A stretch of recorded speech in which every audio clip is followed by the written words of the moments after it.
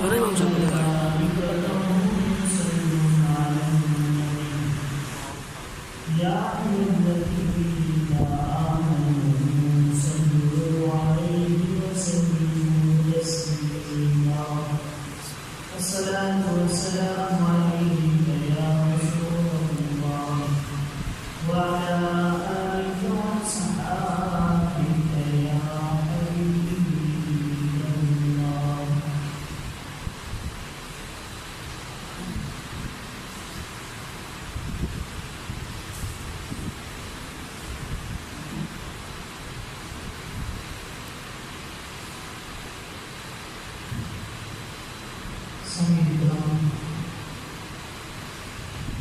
امام صاحب نے کہا اسی پر چند مزید بات آپ کی گوش گزار ہونا چاہتی ہے دعا میں کہ خالی کائنات میری زبان پر کلمات الحق جاری فرما.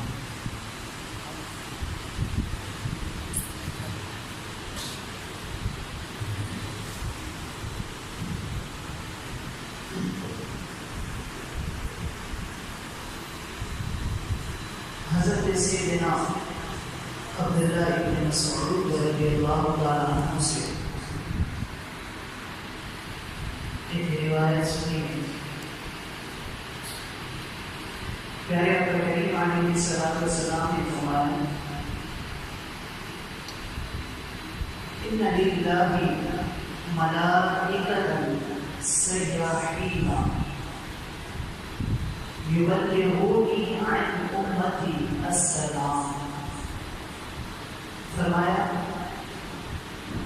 کہ اللہ کے کچھ فرشتے کہ جن کی ڈیوٹی یہ ہے کہ وہ دھرتی پر گھومتے اور پوری دنیا پر چکر لگاتے ہیں. اور وہ کرتے کیا ہے کہ جہاں کوئی شخص مجھ پر سلام پڑھے تو وہ فرشتے اس امتی کا سلام مجھ تک پہنچاتے کہ حضور آپ کے فلاں امتی نے آپ پر سلام بھیجا. اور ایک دوسری روایت حضرت حسن رضی اللہ تعالیٰ عنہ اپنے والد حضرت علی کرم اللہ وجہہ الکریم سے روایت کرتے ہیں کہ پیارے آقا کریم علیہ الصلوۃ والسلام نے فرمایا کہ حیث ما کنتم فصلوا علیہ فإن صلاتکم تبلغنی. حضور علیہ الصلوۃ والسلام نے فرمایا کہ علی جہاں کہیں بھی تم رہو مجھ پر سلام پڑھتے رہا کرو. کیوں؟ کیونکہ تمہارا سلام مجھے پہنچتا ہے. جہاں بھی رہو مجھ پر سلام پڑھنے کا یہ عمل کبھی نہ چھوڑنا. اور قیامت والے دن حضور علیہ الصلوۃ والسلام کی قربت میں سب سے زیادہ قریب کون سا شخص ہوگا؟ تو وہ روایت بھی حضرت عبداللہ ابن مسعود رضی اللہ تعالیٰ عنہ سے مروی ہے کہ پیارے آقا کریم علیہ الصلوۃ والسلام نے فرمایا کہ ان اول الناس بی یوم القیامۃ اکثر الصلاۃ علیہ. فرمایا کہ قیامت والے دن سب سے زیادہ قریبی میرے وہ شخص ہوگا کہ جو کثرت کے ساتھ مجھ پر درود پڑھتا ہے. حضرت ابی بن کعب رضی اللہ تعالیٰ عنہ سے ایک روایت سنی ہے. وہ فرماتے ہیں کان رسول اللہ صلی اللہ علیہ وسلم ذهب ركوع الليل قام فقال يا أيها الناس اذكروا الله جاءت الراجفة تتبعها الرادفة جاء الموت بما فيه. حضرت ابی بن کعب رضی اللہ تعالیٰ عنہ کہتے ہیں کہ رات کا چوتھا حصہ رہ گیا تھا کہ پیارے حضرت کریم علیہ السلام تشریف لائے اور لوگوں کو بیدار کیا، لوگوں کو جگایا، اور پھر حضرت علیہ السلام نے فرمایا اے لوگوں اٹھو، اللہ کا ذکر کرو، قیامت آنے والی ہے، موت آنے والی ہے۔ حضرت علیہ السلام نے صحابہ کو بیدار کیا۔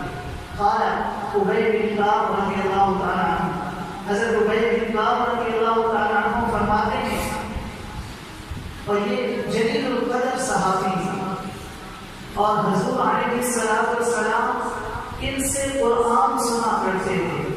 بلکہ ایک مرتبہ پیارے حضرت کریم علیہ السلام گزرنے لگے تو ابی بن کعب تلاوت کر رہے تھے، تو آقا کریم علیہ السلام رک کر ان کی تلاوت سننے لگے۔ جب اگلے دن ملاقات ہوئی تو فرمایا ابی، میں گزر رہا تھا اور تو تلاوت کر رہا تھا تو میں تیری تلاوت سنتا رہا۔ تو حضرت ابی بن کعب رضی اللہ تعالیٰ عنہ نے عرض کی کہ حضور اگر مجھے پتا ہوتا نا کہ آپ سن رہے ہیں تو میں اور زیادہ قرآن کو سوار کر پڑھتا۔ تو محدثین شارحین کہتے ہیں کہ کسی کو دکھلاوے کے لیے قرآن کو سوار کر پڑھنا یہ ریاکاری ہے، لیکن حضور علیہ السلام کو اگر کوئی دکھلاوے کے لیے قرآن سوار کر پڑھتا ہے تو یہ ریاکاری نہیں بلکہ عین دین ہے۔ تو حضرت ابی بن کعب رضی اللہ تعالیٰ عنہ فرماتے ہیں کہ میں نے عرض کی حضور علیہ السلام سے، یا رسول اللہ صلی اللہ علیہ وسلم اجعل اکثر الصلاۃ علیک، حضور میں آپ پر بہت زیادہ درود شریف پڑھتا ہوں، وکم اجعل لک صلاتی عن صلاتی، تو عرض کی کہ حضور آپ مجھے بتا دیں کہ میں آپ پر کتنا وقت درود پڑھا کروں۔ تو پیارے آقا کریم علیہ السلام نے فرمایا قال ما شئت، جتنا تو پڑھ سکتا ہے، جتنا تیرے پاس وقت ہے، جتنی تیری مرضی، میں کوئی مقرر نہیں کرتا۔ تو قال قلت، کہتے ہیں میں نے حضور علیہ السلام کی بارگاہ میں عرض کی الربع، حضور میں چوتھائی حصہ آپ پر درود پڑھ لیا کروں اور باقی 3 حصے باقی وظائف پڑھ لیا کروں۔ تو حضور علیہ السلام نے فرمایا قال ما شئت، جیسے تیری مرضی، فإن زدت فهو خیر لک، لیکن اگر تو درود زیادہ پڑھ لے تو یہ تیرے لیے ہوگا بہتر۔ تو قال قلت، ابی بن کعب کہتے ہیں کہ میں نے پھر عرض کی انصف، پھر حضور میں آدھا وقت درود پڑھ لیا کروں گا اور آدھا وقت باقی وظائف کر لیا کروں گا۔ قال ما شئت، تو حضور نے فرمایا تیری مرضی، فإن زدت فهو خیر لک، لیکن اگر تو درود کو تھوڑا اور بڑھا دے تو یہ تیرے لیے ہوگا بہتر۔ تو کہتے ہیں میں نے پھر عرض کی قال قلت الثلثین، پھر حضور میں 2/3 درود پڑھ لیا کروں گا اور 1 حصہ جو ہے وہ دوسرے وظائف پڑھ لیا کروں گا۔ قال ما شئت، حضور نے فرمایا تیری مرضی، فإن زدت فهو خیر لک، لیکن اگر تو درود کو اور زیادہ کر لے تو یہ تیرے لیے اور زیادہ بہتر ہوگا۔ قال قلت، تو کہتے ہیں میں نے پھر عرض کی اجعل لک الصلاۃ کلھا، حضور پھر میں ایسا ہے کہ سارا وقت ہی درود پڑھ لیا کروں گا۔ تو پیارے آقا کریم علیہ السلام نے فرمایا اذا تکفی ہمک فیغفر لک غمک، فیغفر لک ہمک، فرمایا پھر تو تجھے دنیا کی کوئی تکلیف نہیں پہنچے گی اور آخرت میں بھی تجھے نجات مل جائے گی۔ تو انسان 2 مقاصد کے لیے وظائف کرتا ہے، وظیفہ کرتا ہے، میری دنیا ٹھیک ہو جائے۔ بعض لوگ اس لیے وظیفہ کرتے ہیں اور بعض لوگ اس لیے وظیفہ کرتے ہیں کہ میری آخرت سنور جائے۔ تو جو درود پڑھتا ہے، پیارے آقا کریم علیہ السلام نے فرمایا اسے دنیا کی تکلیفیں بھی نہیں پہنچیں گی، اس کی آخرت بھی سنور جائے گی، اس کے سارے معاملات درست ہو جائیں گے۔ اور حضور علیہ السلام کا ایک اور فرمان سنیے، پیارے آقا کریم علیہ السلام نے فرمایا من صلی علیہ فی یوم الف مرہ لم یمت حتی یرا مقعدہ فی الجنہ. حضور علیہ السلام نے فرمایا کہ جو ایک دن میں جو شخص ایک دن میں 1000 مرتبہ مجھ پر درود پڑھتا ہے تو وہ شخص اتنی دیر تک مرے گا نہیں کہ جب تک کہ وہ اپنا ٹھکانہ جنت کے اندر نہیں دیکھ لیتا. یہ اللہ کا خاص کرم ہے اس شخص پر کہ جو کثرت کے ساتھ حضور پر درود پڑھتا ہے. اور حضور علیہ السلام نے ایک اور مقام پر فرمایا, حضرت ابو درداء رضی اللہ تعالیٰ عنہ سے روایت ہے, قال رسول اللہ صلی اللہ علیہ وسلم اکثر الصلاۃ فی من یوم الجمعہ, فرمایا جمعے والے دن مجھ پر کثرت کے ساتھ درود پڑھا کرو. فهو مشهود فإنه مشهود تشهد الملائکہ, کیونکہ یہ یوم مشہود ہے, اس دن فرشتے حاضر ہوتے ہیں اور باقی دنوں کی بنسبت جمعے والے دن کثرت کے ساتھ مجھ پر درود پڑھا کرو. وَإِنَّ أَحَدًا لَن يُصَلِّيَ, فرمایا تم میں سے کوئی ایک, اس لیے کہ جب تم میں سے کوئی ایک ابھی درود پڑھتا ہے اور ابھی وہ درود پڑھ کر فارغ نہیں ہوتا کہ اس کا درود مجھ تک پہنچا دیا جاتا ہے. تو حضرت ابو درداء رضی اللہ تعالیٰ عنہ حضور علیہ السلام کی بارگاہ میں عرض کرتے وبعد الموت, اور حضور جب آپ اس دنیا سے پردہ فرما جائیں گے تو کیا اس کے بعد بھی آپ پر یہ وظیفہ اور یہ عمل ہم کرتے رہیں؟ حضرت ابو درداء رضی اللہ تعالیٰ عنہ نے حضور علیہ السلام سے یہ وضاحت پوچھی, اور یہ بھی جلیل القدر صحابی ہے, اور بلکہ صحابہ میں انتہائی متقی اور پرہیزگار صحابی ہے. بلکہ حضرت ابو درداء رضی اللہ تعالیٰ عنہ کے بارے میں آتا ہے کہ یہ فجر کی نماز پڑھ کے جلدی چلے جایا کرتے تھے.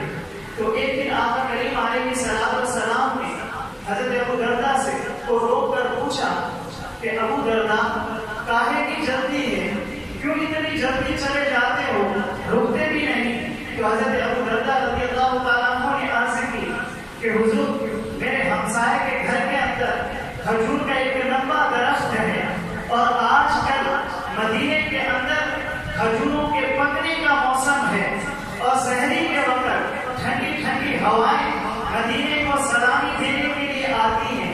میں اس لیے جلدی جلدی گھر چلا جاتا ہوں تاکہ وہ جو کھجوریں میرے بیڑے کے اندر رات کو گری ہوتی ہیں وہ میں اپنے بچوں کے اٹھنے سے پہلے اپنے ہمسائے کے گھر کے اندر ڈال دوں, تاکہ میرا کوئی بچہ وہ کوئی کھجور کھا نہ لے. ذرا دیکھیے, یہ ہے حضور علیہ السلام کے صحابی کا عمل اور ان کے زندگی کے معاملات. آج ہمارے یہاں سڑک سے کوئی گڈے کی ٹرالی گزر کر تو دیکھیں, وہ ٹرالی بھی پناہ مانگتی ہے, لیکن حضور علیہ السلام کی صحابہ کی زندگی کے معاملات دیکھیے. تو حضرت ابو درداء رضی اللہ تعالیٰ عنہ عرض کرتے ہیں وبعد الموت, اور حضور جب آپ اس ظاہری حیات سے پردہ فرما جائیں گے تو کیا اس وقت بھی ہم درود پڑھتے رہیں, اور کیا اس وقت بھی آپ پر یہ درود پہنچتا رہے گا؟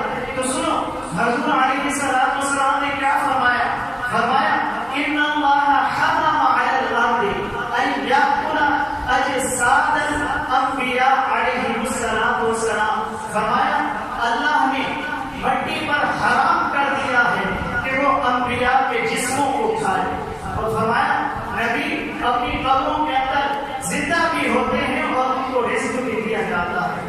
اور حضرت امام مالک رضی اللہ تعالیٰ عنہ نے یہ بات کہی ہے کہ اگر کوئی شخص حضور علیہ السلام کے روزے پر جائے تو باقی ائمہ تو کہتے ہیں کہ وہ کہے کہ میں حضور علیہ السلام کی روزے کی زیارت کر کے آیا ہوں, لیکن حضرت امام مالک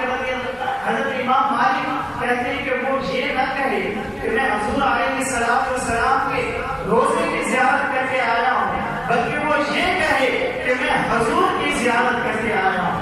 کیونکہ حضور علیہ السلام کے روزے کی زیارت جو کرتا ہے, پیارے آقا کریم علیہ السلام نے فرمایا کہ وہ اس طرح ہے کہ گویا اس نے میری زندگی کے اندر مجھے دیکھا ہے.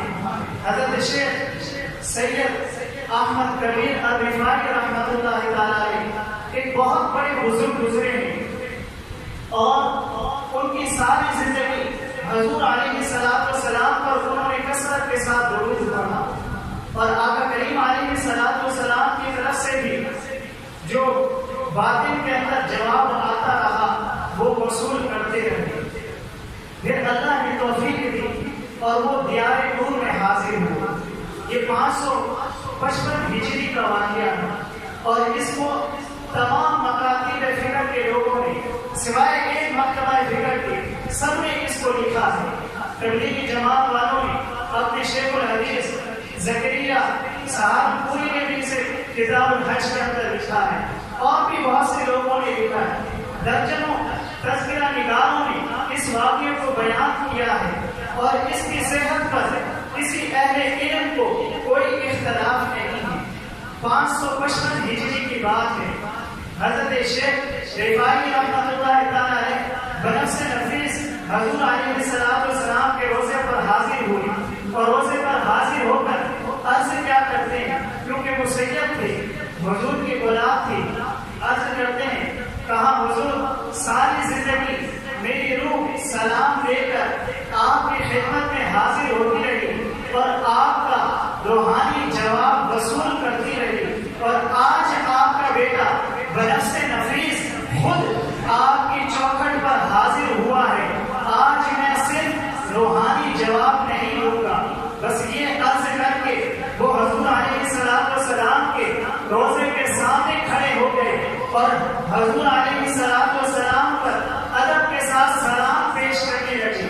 پھر کیا ہوا، 70,000 لوگ مسجد نبی کے اندر موجود تھے، اور انہوں نے دیکھا کہ حضور علیہ السلام نے اپنا دست انور اپنے روزہ انور سے باہر نکال دیا، اور حضرت شیخ رفاعی رحمۃ اللہ تعالی علیہ نے آگے بڑھ کر حضور علیہ السلام کے دست کرم کو بوسہ دیا۔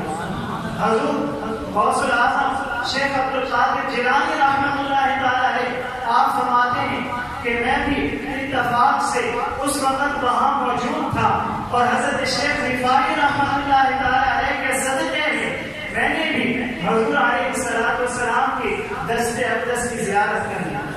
تو یہ حضور علیہ السلام خاص شفقت فرماتے ہیں ان لوگوں پر کہ جو حضور علیہ السلام پر کثرت کے ساتھ درود پڑھتے ہیں۔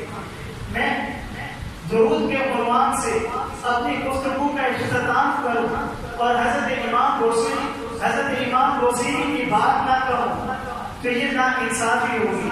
حضرت امام بوصیری رحمۃ اللہ تعالی علیہ فارغ زدہ ہیں، ساری زندگی بادشاہوں کے قصیدے لکھے، ساری زندگی بادشاہوں کی کہانیاں لکھی، اور انہوں نے اس کے بدلے میں اعزازات اور تکریمات ان سے پائیں۔ لیکن جب عمر کا آخری حصہ آیا، جسم فارغ زدہ ہو گیا، سب لوگ چھوڑ کر چلے گئے، تنہائی، غربت اور بیماری، جب یہ تین چیزیں اکٹھی ہو جاتی ہیں تو پھر وقت کا کاٹنا بڑی قیامت ہوتا ہے۔ تو بیماری، تنہائی اور غربت، یہ تین چیزیں اکٹھی آ گئی حضرت امام بوصیری رحمۃ اللہ تعالی علیہ پر۔ صحت مند کے سارے گاہک ہوتے ہیں، لیکن جب آپ بیمار پڑ گئے تو اب کوئی پوچھتا نہیں ہے۔ ایک دن حضرت امام بوصیری کو خیال آیا کہ ساری زندگی بادشاہوں کی نوکری کی، ان کی شانوں کے اندر قصیدے لکھے، آج کیوں نہ اس کا قصیدہ لکھوں کہ جو پوری کائنات کا دلہ ہے۔ اٹھے، قلم پکڑا اور قصیدہ لکھنا شروع کر دیا، اور پھر یہ قصیدہ بردہ شریف مکمل کیا۔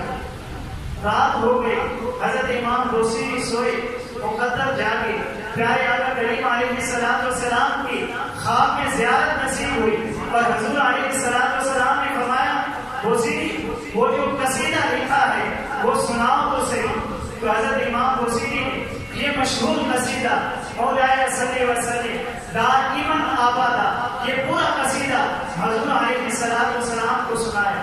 تو پیارے آقا کریم علیہ السلام نے خوش ہو کر اپنے دست شفا کو ان کے جسم پر، ان کے بدن پر پھیرا، اور پھر اپنی چادر مبارک اتار کر حضرت امام بصیری کو عطا فرمائی۔ بردہ عربی کے اندر کہتے ہیں چادر کو، اور اس قصیدے کو بھی قصیدہ بردہ اس لیے کہتے ہیں کہ یہ وہ قصیدہ ہے کہ جس کے سنے کے اندر، جس کی جزا کے اندر حضور علیہ السلام نے اپنی چادر عطا فرمائی تھی۔ تو جب صبح حضرت امام بصیری رحمۃ اللہ تعالیٰ علیہ اٹھے تو وہ صحت مند اور تندرست تھے، اٹھے اور وہی چادر جو حضور علیہ السلام نے عطا فرمائی تھی وہ اوڑھی اور مسجد کی طرف اب جا رہی تھی۔ تو ایک درویش راستے کے اندر کھڑا ہے، وہ حضرت امام بصیری سے کہنے لگا کہ بصیری وہ رات والا قصیدہ تو سناؤ جو تم نے لکھا ہے۔